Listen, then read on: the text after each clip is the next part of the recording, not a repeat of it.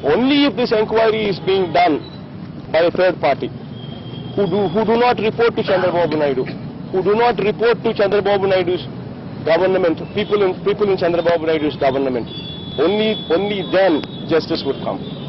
మొదటి 3 గంటలు గుండెపోటనే ప్రచారం చేశారు. ఎన్నికల ప్రచారానికి ఒక్క రోజు ముందు 3 గంటలు గుండెపోటనే ప్రచారం చేశారు. ఎన్నికల ప్రచారానికి మీరు అన్ని సర్వం సిద్ధం చేసుకున్న సమయంలో ఒక్కరోజు ముందు ఈ ఇన్సిడెంట్ జరిగింది. ఇది పార్టీని డిస్టర్బ్ చేయడానికే లేకపోతే మీరు డిస్టర్బ్ అయ్యారా? ఎట్లా ఏ విధమైన మెసేజ్ పంపిస్తారు కార్యకర్తలు కానీ ప్రజలు కానీ?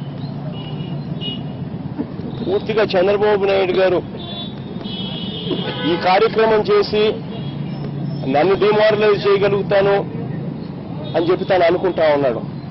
కానీ నేను ఒకటే చెప్తా ఉన్నా, ఆయన దేవుడు ఉన్నాడు, గాడ్ ఈస్ వాచింగ్. ఎప్పుడైనా కూడా రాక్షసత్వం ఒక స్థాయి దాటి పెరిగిపోయినప్పుడు ఖచ్చితంగా దేవుడు ఇన్వాల్వ్ అవుతాడు. ఖచ్చితంగా చంద్రబాబు నాయుడు గారికి ఖచ్చితంగా బుద్ధి చెప్పే రోజులు అతి త్వరలోనే ఉన్నాయి, ఖచ్చితంగా జరుగుతుంది. ఎందుకు తుడిచేస్తారని చంద్రబాబు నాయుడు అడిగారు సార్. వివేకానంద గారికి సెక్యూరిటీ తీసేయడం వెనకాల కుట్రకోవడం దావిదని మీరు అనుకుంటారా? ఎస్ఆర్సీ లెడ్ బై ఏడీజీ చిన్నానకు మీరు అన్నట్టుగా SRC is led by intelligence ఏడీ.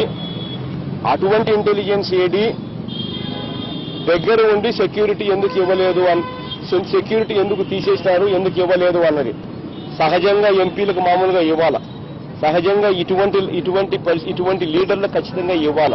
కానీ ఇక్కడ మాత్రం జరగల. అదొకటే కాదు, ఇంకా ఆశ్చర్యకరమైన విషయం ఏంటంటే మామూలుగా ఒక ఎస్పీని పోస్ట్ చేస్తే 2 ఏళ్ల పాటు ఆ ఎస్పీని